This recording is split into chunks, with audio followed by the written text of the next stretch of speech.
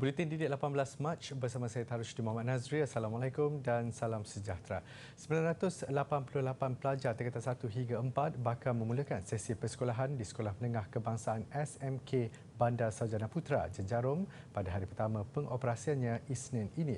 Sekolah yang terbengkalai sejak 2019 ini diteruskan pembinaannya pada 2020 selepas Kementerian Pendidikan KPM memberi penekanan terhadap projek sekolah terbengkalai bagi menyelesaikan masalah ketiadaan institusi pendidikan yang mencukupi di kawasan tertentu. Sekolah satu sesi ini dilengkapi kemudahan 30 bilik darjah selain makmal sains, padang dan gelanggang bola keranjang. Bagi penggal baharu 2022-2023 yang akan bermula 21 Mac ini, 10 kelas akan dibuka untuk tingkatan 1, diikuti 8 kelas tingkatan 2, 6 tingkatan 3 dan 2 kelas tingkatan 4. Majlis simbolik penyerahan kunci kepada KPM berlangsung siang tadi dihadiri Menteri Kanan Pendidikan Datuk Dr. Razi Jidin. Turut hadir Ketua Pengarah Pendidikan Datuk Nur Zamani Abdul Hamid. Ianya merupakan satu kemudahan yang amat berharga kepada penduduk Sarjana Putra dan kami di Kementerian sentiasa committed untuk memastikan projek-projek yang terbengkalai dapat disiapkan secepat mungkin bagi memberi kemudahan kepada ibu bapa dan murid-murid di seluruh negara. Tambah Datuk Dr. Razi, sejak 2 tahun lalu KPM memberi tumpuan menyelesaikan pembinaan sekolah terbengkalai dalam usaha mengatasi masalah kepadatan tinggi di sesebuah sekolah.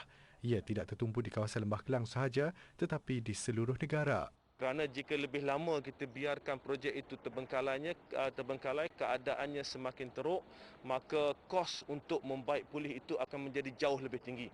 Jadi keutamaan kami adalah untuk memastikan yang terbengkalai ini jika masih ada dalam senarai kementerian akan diberi keutamaan. Beliau berkata perancangan pembinaan sekolah yang terbengkalai akan berada dalam konteks pembangunan infrastruktur KPM.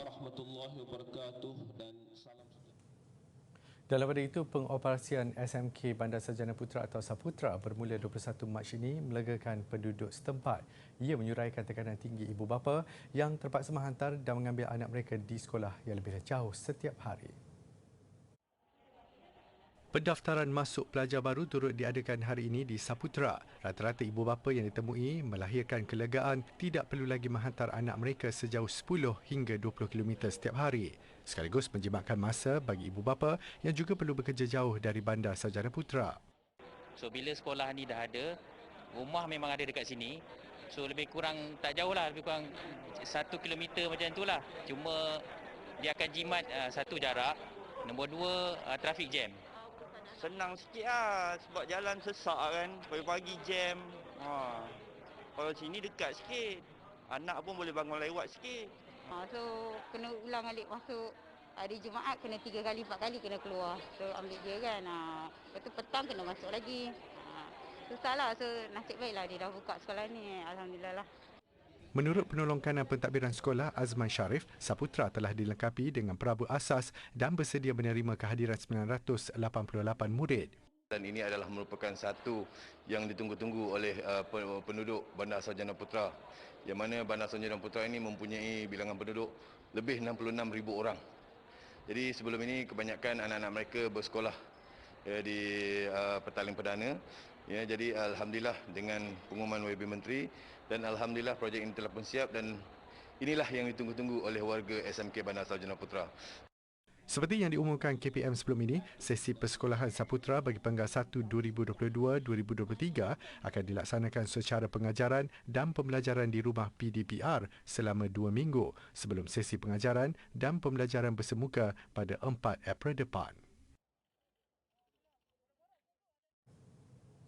Pada perkembangan berbeza, KPM hampir menyelesaikan penempatan 18,702 guru menerusi pengambilan khas secara one-off bagi menyelesaikan isu penempatan dan kekurangan guru.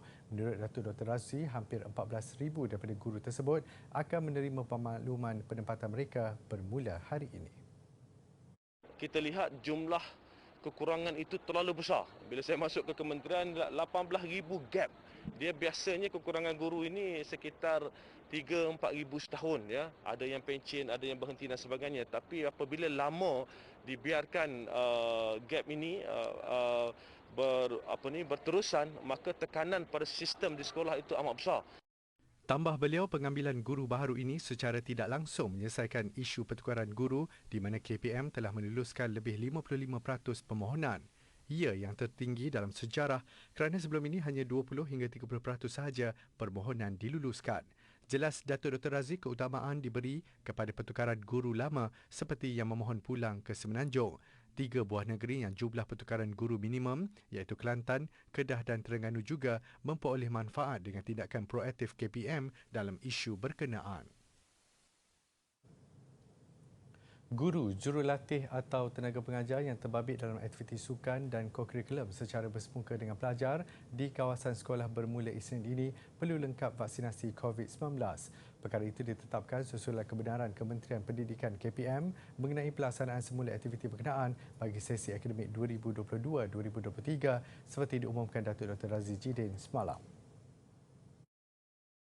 KPM dalam satu kenyataan hari ini berkata individu yang terlibat bersama murid itu perlu lengkap vaksin adalah antara beberapa penambahbaikan ke atas tata cara pelaksanaan aktiviti sukan dan kokurikulum di dalam garis panduan pengurusan dan pengoperasian sekolah 3.0. KPM turut membenarkan penganjuran aktiviti, pertandingan atau kejohanan sukan dan kokurikulum namun pelaksanaannya terhad di dalam kawasan sekolah dan membabitkan murid, guru, jurulatih atau pengajar sekolah berkenaan sahaja.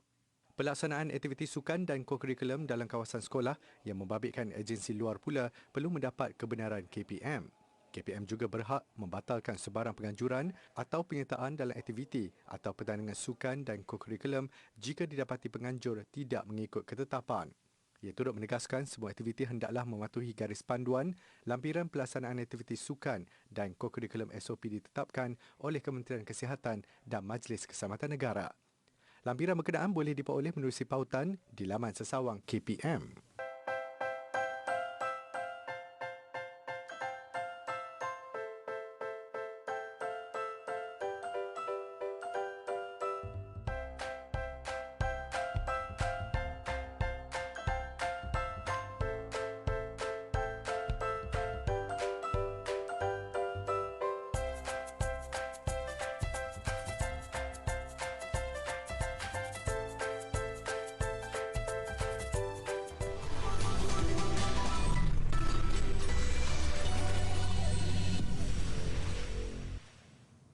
Kerajaan menerusi Yayasan Keluarga Malaysia akan menyegerakan pengagihan sumbangan kepada anak-anak yang kehilangan ibu bapa akibat COVID-19 atau kemalangan lain. Perdana Menteri Datuk Seri Ismail Sabri Yaakob berkata, setakat ini 1,600 anak yang terkesan akan menerima bantuan secara terus bagi meringankan beban mereka.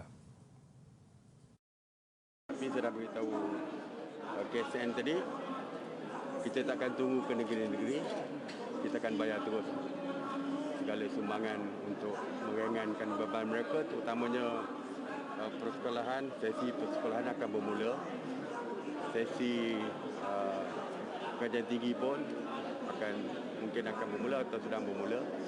Jadi mana-mana yang perlu mendapatkan bantuan daripada Yayasan Keluarga Malaysia ini, kita akan segera selesaikan. Tambah beliau, bantuan ini adalah lanjutan daripada siri bantuan yang sudah diberikan kerajaan sebelum ini dalam usaha membantu meringankan beban mereka. Beliau hadir menyampaikan sumbangan Yayasan Keluarga Malaysia di Pusat Dagangan Dunia Kuala Lumpur WTC KL hari ini. Seramai 42 penerima terdiri daripada anak-anak yang kehilangan ibu bapa akibat pandemik COVID-19 menerima sumbangan. Seramai 6,067 graduan Universiti Putra Malaysia UPM akan menerima ijazah dan diploma masing-masing pada Majlis Convocation UPM ke-45 yang akan bermula esok. Ini adalah Majlis Convocation UPM yang kedua sejak negara dilanda pandemik COVID-19. UPM kembali mengadakan Majlis Convocation ke-44 pada Januari lalu selepas tertangguh hampir 2 tahun. Bagi majlis ke-45 kali ini, seramai 484 graduan akan menerima ijazah Dr. Falsafah diikuti ijazah sarjana seramai 1,611 graduan. Tidak terkecuali penerimaan ijazah sarjana muda kepada 3,564 graduan dan 483 graduan akan menerima diploma. Tuanku Chancellor UPM Sultan Sharafuddin Idris Shah berkenan mengurniakan ijazah kepada graduan pada sidang pertama majlis esok. Dalam pada itu, pada perkembangan berbeza, seramai 18,241 penuntut UPM kembali ke kampus. Pendaftaran masuk melibatkan kampus Sedang Selangor dan kampus Bintulu Sarawak bermula Rabu lalu hingga hari ini. Kemasukan pelajar kali ini mengikut pematuhan prosedur operasi standard SOP yang ketat yang dikawal oleh pengurusan kolej kediaman masing-masing. Sedar tak sedar, Isnin ini pelajar kembali ke sekolah selepas bercuti panjang. Pelbagai pengalaman pasti ditempuh untuk dikongsi bersama rakan-rakan. Sebagaimana sekumpulan pelajar yang mengikuti program cuti sekolah anjuran sebuah badan amal Darul Jariah di Bukit Beruntung, Rawang, Selangor bermula pada 28 Februari lalu, program yang menyediakan pelbagai aktiviti itu berakhir siang tadi. Lebih menarik, penganjur tidak mengenakan sebarang bayaran sepanjang 3 minggu program berlangsung.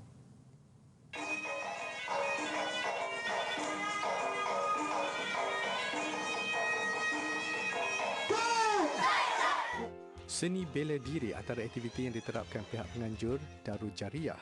Yang menarik, ada pelajar yang hadir tanpa pengetahuan asas mengenai persilatan ini, tetapi sudah mampu membuka langkah hasil tunjuk ajar yang diterima.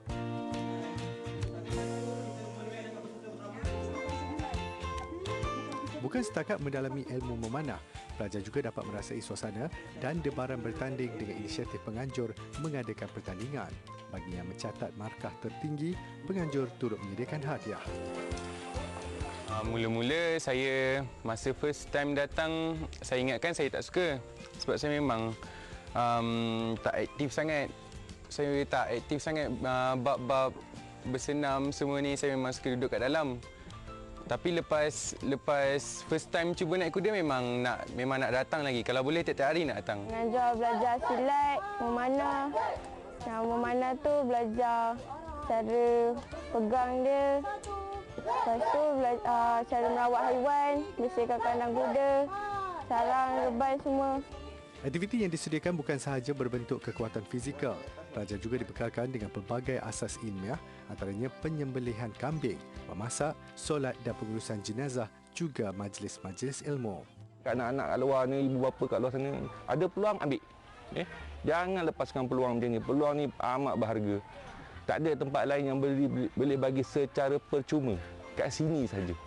Memanah, berkuda, semua secara percuma. Setakat ni kalau memang masuk camp ni memang handphone diorang tak ada lah kat sini. Kalau selalu duduk rumah tu memang handphone je lah kan. Kalau kat sini alhamdulillah lah. Banyak aktiviti diorang boleh buat daripada sebelum ni duduk rumah je kan. Tak ada buat apa-apa. Kat sini memang banyak aktiviti lah. Dia orang punya time tu memang penuh lah. Apa yang pasti, selepas 2 program cuti sekolah yang dianjurkan mendapat sambutan, pengasas Darul Jariah Jah Awang Kedik mula memikirkan penambahbaikan dan aktiviti baru yang akan diperkenalkan pada program mendatang. Untuk kali ini saya tak sangka saya buat dalam masa sehari saya umum dekat AB siapa yang nak hantar anak untuk camp cuti sekolah, program cuti sekolah.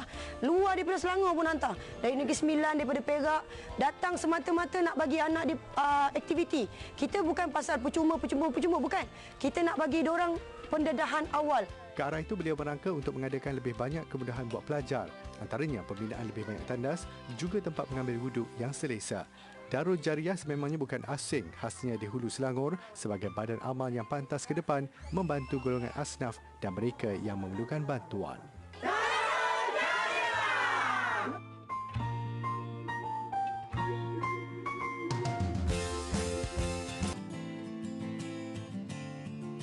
Di Asia Tenggara terdapat sebuah kawasan yang dahulunya dikenali sebagai Kepulauan Melayu. Negara-negara yang sekarang ini dikenali sebagai Malaysia, Indonesia, Singapura, Brunei serta beberapa negara lain. Ajaran Islam mula tersebar pada awal abad ke-10 dan Kesultanan Melayu mula berpengaruh pada abad ke-15 hingga ke-20. Apakah artifak yang berkaitan dengan dunia Melayu ini, adik-adik? Mari kita lihat hasil kerja tangan tekat. Tekat digolongkan dalam seni sulaman tekstil iaitu proses menyulam benang emas ke atas kain baldu. Menariknya tekat ini, sulamannya berkilat dan timbul. Urat-urat benang emasnya diatur agar tidak ditenun ke dalam kain. Tidak, hanya disusun rapi dan diikat dengan benang biasa. Jadi, bahagian benang emas kekal di atas.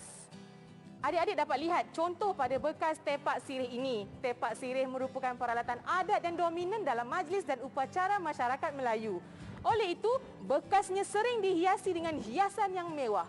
Seperti yang adik-adik dapat lihat di sini, bekasnya dihiasi dengan seni sulaman tekad bermotifkan bunga kekwa.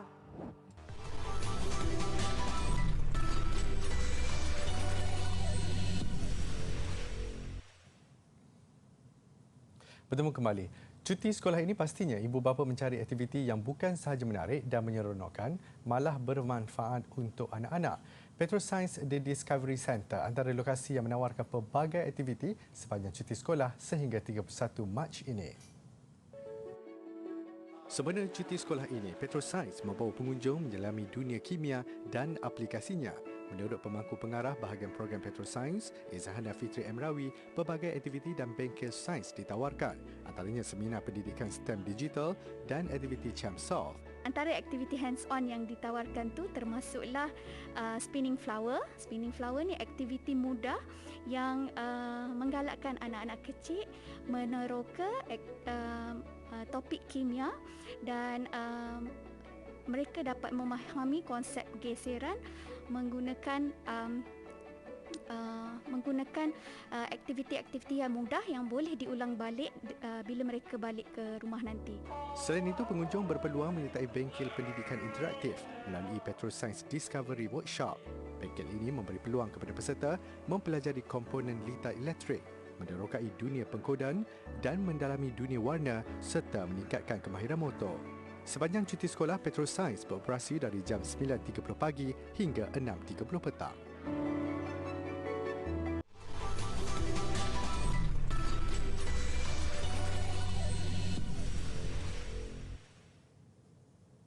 Sukan. Tumpuan peminat badminton negara pasti terarah ke Utilita Arena di Birmingham hari ini apabila Lizzie Jia turun dengan misi mempertahankan kejuaraan All England. Begitupun tugas berat menanti Zijia apabila dijadual menentang bekas pemain nombor 1 dunia dari Jepun, Kento Momota. Pertemuan Lizzie Jia menentang Kento Momota dijangka bermula jam 1 pagi nanti waktu Malaysia. Zijia kini di ranking ke-7 dunia sementara Momota di kedudukan 2 dunia. Zijia melangkah ke peringkat suku akhir semalam selepas mengatasi cabaran pemain Kanada Brian Young. Set pertama Zijia dipaksa bekerja keras sebelum menang 26-24. Penguasaan mula ditampilkan Zijia pada set kedua untuk merangkak kemenangan mudah 21-11 selepas melengkapkan pertarungan selama 45 minit. Kejayaan Zijia bagaimanapun gagal dituruti 5 lagi wakil negara, antaranya kecundang gandingan lelaki profesional Ong Yeo Sing dan Teo Yi yang tewas kepada beregu Indonesia Muhammad Syahibul Fikri dan Bagas 22-24, 21-13 dan 17-21 pada aksi yang berlarutan 55 minit. Ini kabar yang baru kami terima dari Birmingham. Beregu wanita negara Perlitan dan MT dah tersingkir selepas tewas pada aksi suku akhir menentang beregu Korea Selatan Jong Nan Eun Kim Hyo Jeong. Menang 21-15 pada set pertama, pasangan negara gagal mengekalkan rentak tewas 2 set berikutnya 17-21 dan 9-21. Tenis terbuka Indian Wells. Pilihan keempat Rafael Nadal meneruskan kemarahan ke separuh akhir selepas mengatasi pemain Australia Nick Kyrgios. Menanti Nadal rakan senegara Carlos Alcaraz yang menyingkirkan pilihan ke-12 Cameron Norrie di suku akhir. Aksi sengit berlangsung antara Rafael Nadal dan Nick Kyrgios. Kelebihan tetap memihak Nadal menang dengan keputusan 7-6 pada set pertama. Bersambung set kedua, kebangkitan berjaya dilakukan Kyrgios menang 7-5 untuk mengheret permainan ke set penentuan. Nadal kembali memperkemaskan permainan, mengesahkan kemenangan 6-4, menamatkan pertarungan hampir 3 jam untuk mara ke separuh akhir. Pilihan ke-19 Carlos Alcaraz jelas berada dalam kelas tersendiri ketika menundukkan jago Britain Cameron Norrie dalam satu lagi aksi suku akhir. Menang 6-4 pada set pertama, penguasaan berterusan disajikan Alcaraz menamatkan set kedua 6-3. Alcaraz dan rakan senegara Nadal kini terpaksa berdepan sesama sendiri pada saingan separuh akhir. Dalam saingan wanita, pilihan kelima Paula Badosa menempati ramalan mara ke separuh akhir selepas menewaskan wakil Rusia Veronika Kudermetova. Badosa menang 6-3 pada set pertama sebelum mengesahkan tempat kepusingan seterusnya menerusi keputusan 6-2 menamatkan perlawanan yang mengambil masa selama 79 minit. Badosa dijadualkan menentang jago Chris Maria Sakkari pada aksi separuh akhir. Visual secara dekat pemanduan jentera F1 oleh pelumba Jepun Yuki Tsunoda mengakhiri buletin didik malam ini. Saya Tarushdi Muhammad Nazri, salam hormat dan Assalamualaikum.